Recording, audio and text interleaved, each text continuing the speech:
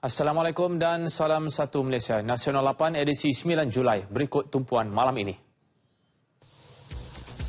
1MDB PAC puas hati laporan audit.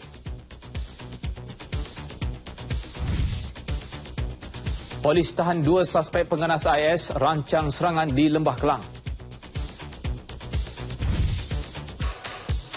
Ibu bayi dikerat 8, direman 4 hari. Bincangnya bersama saya Wan Lukman Hafizol dan Hazel Desmond dalam Nasional 8.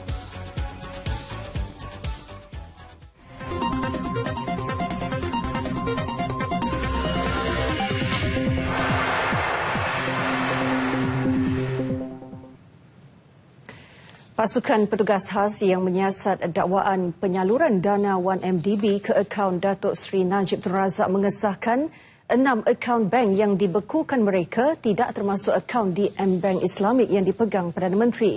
Ini kerana akaun-akaun itu sudah ditutup pada 30 Ogos 2013 dan 9 Mac 2015. Pengumuman dibuat Peguam Negara Tan Sri Abdul Ghani Patail, Governor Bank Negara Tan Sri Zeti Atar Aziz, Ketua Polis Negara Tan Sri Khalid Abu Bakar dan Ketua Pesuruhjaya SPRM Tan Sri Abu Kasim Muhammad dalam satu kenyataan bersama hari ini. Pasukan petugas itu juga memperoleh dokumen berkaitan akaun-akaun berkenaan. Kenyataan turut mengandungi penegasan Tan Sri Abdul Ghani Patail bahawa semua dokumen siasatan disediakan oleh pasukan khas. Justru tiada isu Peguam Negara menggunakan dokumen yang disiarkan Wall Street Journal, WSJ atau pihak lain. Semalam, anggota pasukan petugas khas menyerbu pejabat syarikat 1MDB di Jalan Sultan Ismail, Kuala Lumpur. Beberapa dokumen diambil termasuk minit mesyuarat lembaga pengarah 1MDB, penyata bank serta butiran lain yang berkaitan, buku ledger, perjanjian pelaburan dan perniagaan serta fail berkenaan aktiviti tanggungjawab sosial korporat 1MDB. Sejumlah komputer riba turut dirampas. Dalam pada itu, Jawatan Kuasa Kira-kira Wang Negara PAC sehingga kini berpuas hati dengan laporan menyeluruh oleh Ketua Audit Negara Tan Sri Amrin Buang berkenaan isu tersebut. Laporan tersebut telah banyak membantu dan memberi maklumat kepada PAC. Bagaimanapun, PAC mahu 1MDB menyerahkan dokumen dikehendaki Ketua Audit Negara bagi melengkap dan memuktamadkan proses pengauditan. Ini termasuk penyata bank dan dokumen perjanjian yang disifatkan mustahak. Pengerusi PAC Datuk Nur Jazlan Muhammad dalam sidang media hari ini menegaskan jika gagal berbuat demikian, pihaknya akan meminta Kementerian Kewangan mendesak 1MDB menyerahkan dokumen yang diperlukan kepada Jabatan Audit. Cuma tadi ada 2 perkara yang mereka timbulkan, iaitu mengenai dokumentasi lah. Jabatan Audit Negara masih lagi tidak mendapatkan kerjasama yang baik daripada 1MDB dalam memberikan dokumentasi untuk mereka menjalankan audit mereka lah. Jadi kita minta pengurusan 1MDB tolong bagi kerjasama dengan Jabatan Negara untuk memberikan segala dokumentasi dan maklumat yang diminta oleh Jabatan Negara untuk mereka meneruskan audit mereka supaya mereka akan dapat memuktamadkan laporan mereka pada akhir tahun ini. Beliau berkata laporan penuh pengauditan 1MDB dijangka dapat disiapkan penghujung tahun ini. PAC akan memanggil pengurusan 1MDB terkini dan sebelumnya bulan depan bagi mendapatkan keterangan mereka. Dalam satu kenyataan, pengarah eksekutif 1MDB, Arul Kanda menyatakan pihaknya akan terus memberi kerjasama dalam proses siasatan terhadap syarikat itu. Ini termasuk bersedia menyerahkan segala dokumen yang dituntut Jabatan Audit Negara seperti yang diarahkan PAC.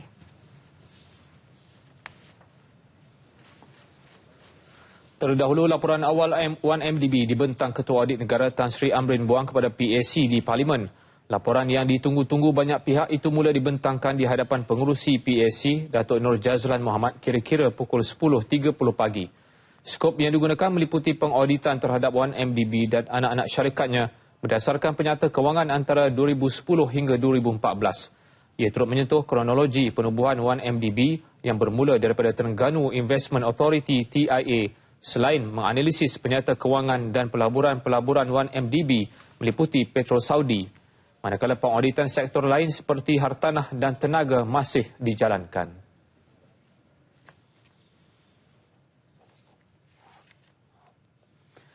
Dalam perkembangan lain berkaitan 1MDB, Tenaga Nasional Berhad TNB telah memuktamadkan proses mengambil alihan 70% pegangan 1MDB dalam Jimah East Power Sdn Berhad. Dalam maklumannya kepada Bursa Malaysia, TNB menjelaskan yang ia telah memeterai perjanjian pembelian dan jualan saham dengan 1MDB pada 3 Julai lalu bagi memperoleh pegangan bernilai 46.98 juta ringgit itu.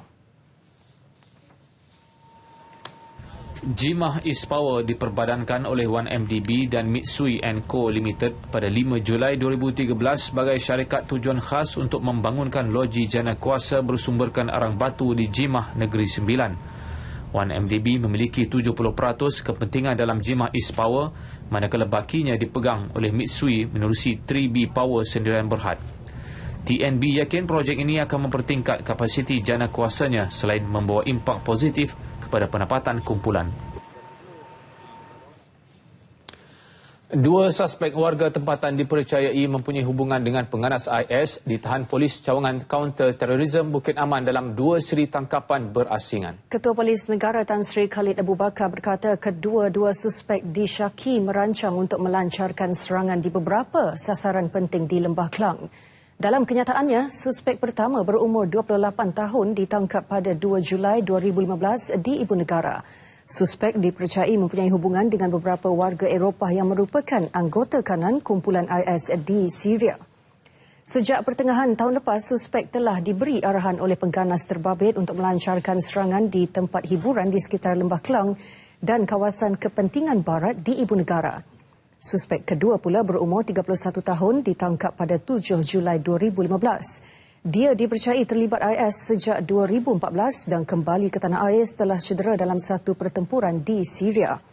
Dalam operasi ini, polis juga turut merampas buku-buku mengenai jihad, fahaman salafi dan resit-resit pembelian barangan taktikal pertempuran. Kedua-dua suspek ditahan berkaitan keganasan Kanun Keseksaan Akta 574 dan akan disiasat di bawah Akta Keselamatan Langkah-Langkah Khas 2012 Akta 747.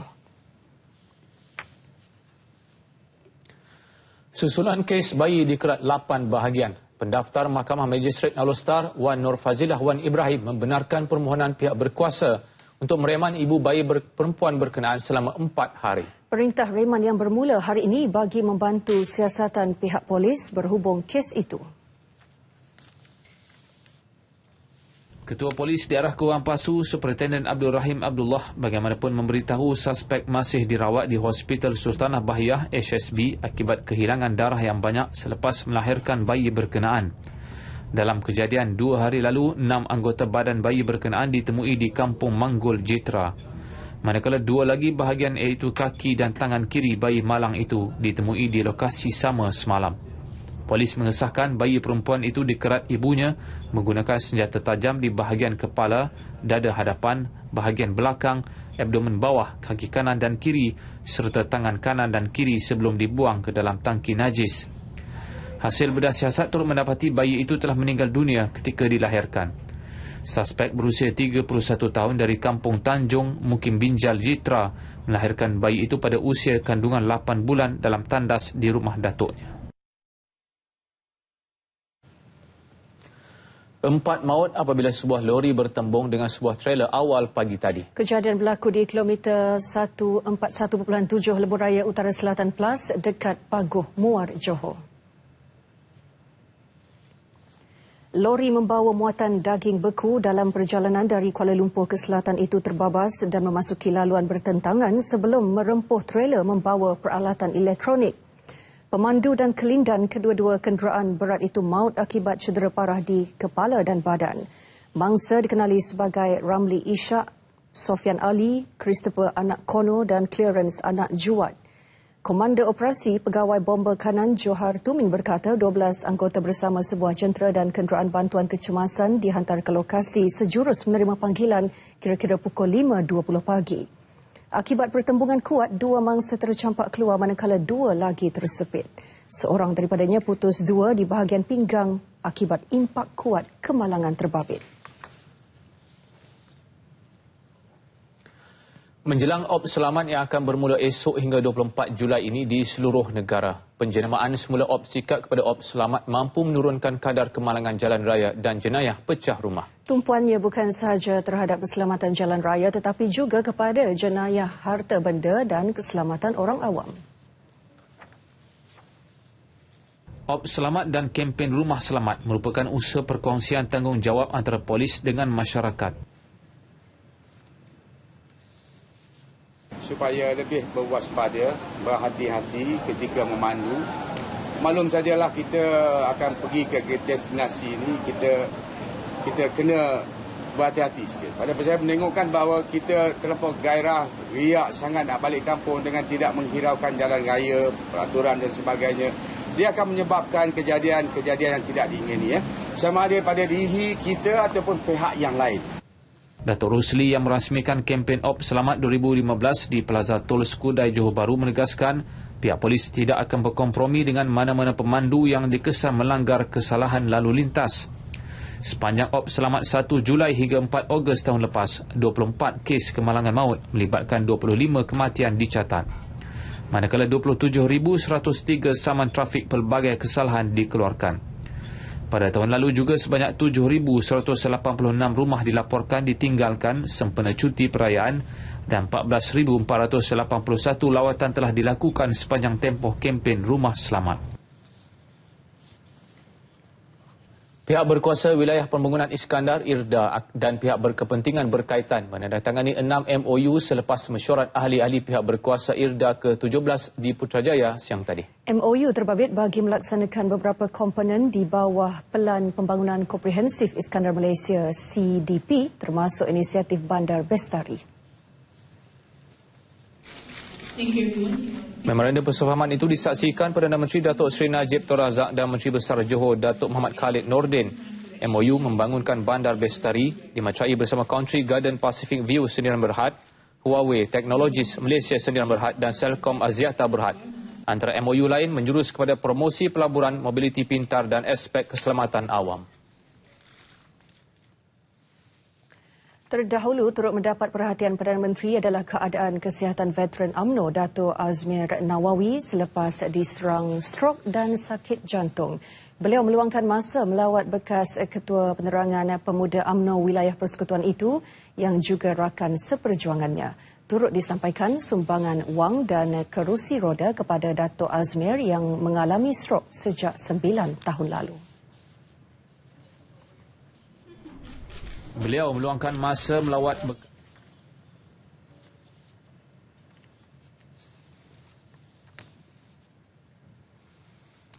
Sarawak terpilih sebagai tuan rumah pelancaran sambutan Bulan Kemerdekaan dan kempen mengibarkan jalur gemilang tahun ini. Menurut Menteri Komunikasi dan Multimedia Datuk Seri Ahmad Syabri Cik, program yang bertemakan Malaysia Sehati Sejiwa itu akan memperkukuhkan lagi kesatuan negara ini.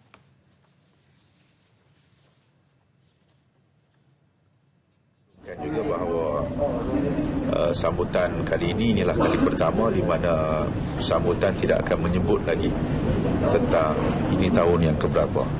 Kita hanya mengatakan ini sambutan Hari Kebangsaan tahun 2015 tanpa menyebut ini Merdeka 58, 59 dan sebagainya, kerana selama ini selagi kita menyebut ulang tahun yang keberapa, ia hanya menggambarkan bahawa itu sambutan yang dikaitkan dengan orang Semenanjung. Jadi ini adalah merupakan suatu pembaharuan, walaupun tidak ada pembaharuan dari segi bentuk bangunan, tetapi ianya menyentuh soal hati kita semua untuk kita sambut Hari Kebangsaan ini secara bersama. Beliau melakukan kunjungan hormat ke atas Ketua Menteri Tan Sri Adnan Satim di Wisma Bapa Malaysia Kuching. Turut diperkenalkan logo baru sambutan Bulan Kemerdekaan 2015 yang menonjolkan kesatuan dan semangat sehati sejiwa dalam kalangan rakyat. Malaysia naik ke tangga kedua dalam laporan pemerdagangan manusia TIP 2011-2015 yang dikeluarkan Jabatan Negara Amerika Syarikat hari ini. Sebelum ini, TIP meletakkan Malaysia di tangga ketiga selepas penemuan 139 kubur mangsa pemerdagangan manusia berhampiran sempadan Malaysia, Thailand. Laporan TIP merupakan senarai kedudukan negara di dunia berdasarkan tahap pematuhan standard minimum dalam memerangi pemerdagangan orang. Menurut kenyataan media yang dikeluarkan Reuters, Jurucakap Jabatan Negara Amerika Syarikat John Kirby melihat kerajaan Malaysia komited dan serius membantras sindiket pemerdagangan manusia termasuk di negara-negara ASEAN. Bagi Senator Demokratik Robert Mendes, perubahan kedudukan Malaysia dalam TIP akan membuka ruang kerjasama yang lebih besar kepada Amerika Syarikat sejajar lawatan Presiden Barack Obama November depan.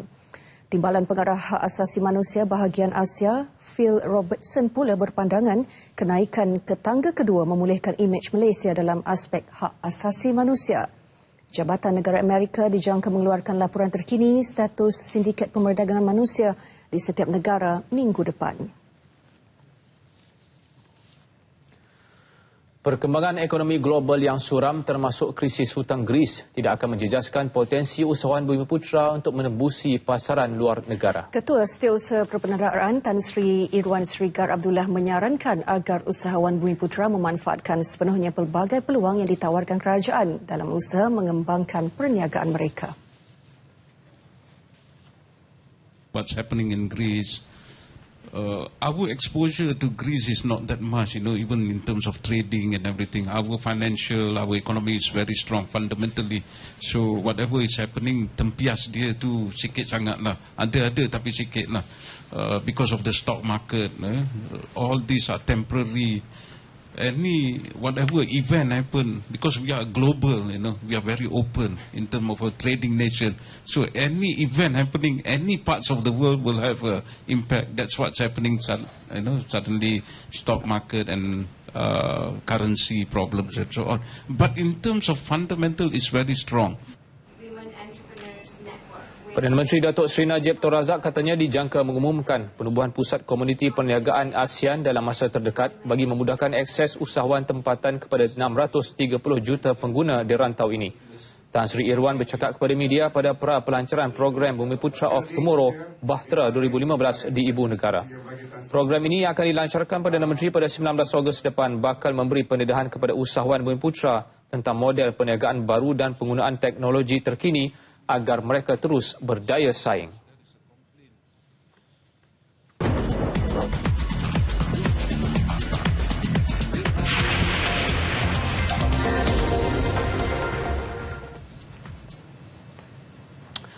Bola sepak Liga Super, kontroversi peletakan jawatan Ketua Jurulatih Azraikor Abdullah tampak bukan masalah besar buat The Red Warrior apabila memendam polis Diraja Malaysia PDRM 3-1 di Shah Alam. Sementara itu, Pahang terus menerajui Liga selepas mencatat kemenangan 3-1 ke atas Sarawak di Kuantan.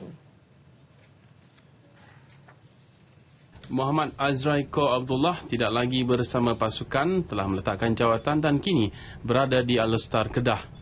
Peminat tertanya-tanya bagaimana agaknya persembahan Kelantan The Red Warriors TRW yang bertandang ke Shah Alam bertemu pasukan sukar Polis Diraja Malaysia PDRM. Dan semalam pemain serta jurulatih sementara Zahasmi Ismail membuktikan kemelut yang berlaku bukan satu masalah yang perlu ditangisi. Sebaliknya menceriakan sebahagian penyokong Kelantan yang berada di Stadium Shah Alam dengan keputusan 3-1 tewaskan PDRM. Persembahan Kelantan dilihat lebih teratur dan yakin mengekang pencaturan Azman Adnan. Penyerang berbahaya PDRM Ashfaq Ali tidak berupaya bergerak dengan sempurna, gagal memberi impak. Sebaliknya, pemain impak TRW, Iwuji Agustina Mutu, Jonathan McCain dan Erwin Carillo meletakkan TRW 3-0 mendahului. Usaha PDRM mengejar gagal dan hanya mampu menjaringkan gol sagu hati. Minit 73, jaringan Faizal Abu Bakar. Kedudukan 3-1 kekal hingga tamat perlawanan untuk kemenangan bergaya buat Kelantan. Kemenangan di Shah Alam pastinya mengembalikan semangat juang The Red Warriors yang tampak luntur sebelum ini. Tiada tekanan dirasai Zahasmi Ismail di sebalik isu yang melanda pasukan Kelantan. Bagi saya tugas adalah penting. Tak kira siapa pemangku ke apa pun masalah kita, tugas tetap akan dijalankan. Game tetap akan diteruskan. Jadi kita buat apa yang ada, insya-Allah kita akan berjaya dengan apa yang kita ada. Daripada pemain, sesiapa pun yang mengendalikan Kelantan kelak, mereka tetap mahu fokus dengan latihan dan memastikan kemenangan terus dilakar selepas ini. Kelantan tahun ini boleh katakan banyak masalah pembelian, tapi kita sebagai pemain tak boleh ambilkan tu sebagai satu benda negatif lah. So macam mana pun perjuangan harus diteruskan. Siapa pun yang datang ataupun even Coach Zasmi yang sambung untuk jadi coach Kelantan pun, kita orang akan cuba bagi persembahan yang terbaik untuk negeri Kelantan. Pengurusan kelab gergasi Jerman Borussia Dortmund melihat rantau Asia sebagai lokasi strategik dalam mengembangkan empayar pasukan itu. Malah pemilihan Malaysia dianggap salah satu destinasi yang terbaik membentuk hubungan dua hala. Ketua Pegawai Eksekutif Borussia Dortmund, Hans-Joachim Watzke, menjelaskan perbincangan sejak 2014 tampak membuahkan hasil yang positif. Joachim memuji impian Presiden Persatuan Bola Sepak Negeri Johor PBNJ, Tunku Ismail Sultan Ibrahim, yang ingin menimba kepakaran dalam aspek kejurulatihan, corak permainan dan pembangunan akar umbi. The decision to go to Southeast Asia was the right one. For us it's very important because it shows hopefully your country and your people that we are interested in your people and not only in the money. If you just come in for a friendly and fly out, ask for maybe a nice fee, this is a way we do not collaborate, and therefore we hope that it will be a sustainable collaboration. Terdahulu berlangsung sidang media menjelang perlawanan antara Borussia Dortmund dan Johor Darul Ta'zim. Pemain dan pegawai pasukan Dortmund tiba kira-kira jam 1.30 petang tadi, diraikan oleh ratusan penyokong. Penyokong juga turut diberi peluang untuk bertemu dengan dua tonggak utama Dortmund, Marco Reus dan penjaga gol Roman Weidenfeller. Rata-rata yang hadir tidak melepaskan peluang untuk bergambar sebagai kenangan.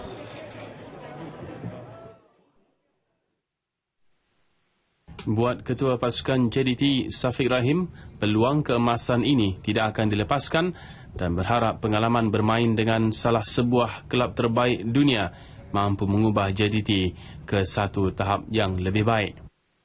Kita belajar bagaimana cara one of the best team in the world lah play. Kita cara diorang main, kita perlu belajar dan kita ambil pengalaman untuk memperkuatkan kita punya pasukan lah. Bagi saya yang penting adalah kita ambil pengalaman dan kita belajar sesuatu yang baik untuk memperkuatkan saya punya pasukan, untuk memperkuatkan pasukan Johor Darul Ta'zim. Itu yang lebih penting. Perlawanan persahabatan antara Borussia Dortmund dan Johor Darul Ta'zim akan berlangsung di Stadium Tan Sri Datu Haji Hassan Yunus jam 9.30 malam ini. Penemuan selaras meriam lama berusia ratusan tahun di Kampung Tanjung Kuala Terengganu Sabtu lepas membawa kepada kajian lebih mendalam Jawatan Warisan Negara. Usaha penggalian yang mendapat kerjasama Muzium Negeri dilakukan bagi mengesan peninggalan lain di lokasi sama. Senjata peledak sepanjang 2.4 meter itu antara yang paling panjang pernah ditemui di negara ini. Ia dipercayai tinggalan zaman kolonial Inggeris yang ditemui tertanam 0.6 meter di bawah permukaan tanah oleh sekumpulan kontraktor yang menjalankan kerja-kerja pembangunan di tapak berkenaan. Berdasarkan maklumat penduduk, banyak artifak bersejarah mungkin tertanam di lokasi ini yang dikatakan pernah menjadi pelabuhan penting dan kubu pertahanan negeri. Kalau kita lihat ukuran meriam yang panjang 24 meter ini adalah sesuatu yang jarang. Ya, yang jarang sekali yang kita boleh temukan di negara kita. Dan kalau kita lihat era semasa banyak cerita yang kita dapat, mungkin perang di antara Terengganu, Siam, dan apa hubungan meriam-meriam yang bukan daripada buatan tempatan yang ada di sini. So banyak persoalan ini macam puzzle yang harus kita selesaikan. Ternyata dakwaan penduduknya tepat. Semalam, kumpulan arkeologi menemui satu batu pengisar lama di petak kedua yang baru digali. Turut dijumpai serpihan mangkuk, berbola besi meriam dan barangan logam lain yang mungkin berasal dari China dan Thailand. Kemudian apa-apa yang tertanam bawah bumi ataupun dalam air sekiranya dijumpai setelah Akta Warisan Kebangsaan 2005 dikuatkuasakan pada 1 Mac 2006, ianya adalah milik Kerajaan Persekutuan. Bermakna kalau ada individu yang ambil benda ni, tolong pulangkan. Usaha penggalian dilaksanakan 10 anggota penyelidik dari bahagian arkeologi JWN bersama Kekitangan Muzium Negeri Terengganu. Prosesnya tetap diteruskan sepanjang bulan puasa ini bagi mengesan seberapa banyak artifak di kawasan tersebut. Baiklah, Nasional 8 berakhir di sini. Teruskan menonton TV1. Visual program Amal RTM bersama Petron mengagihkan bubur lambuk di Masjid Kampung Baru mengakhiri Nasional 8 malam ini. Dengan itu, Assalamualaikum. Salam sehati sejiwa.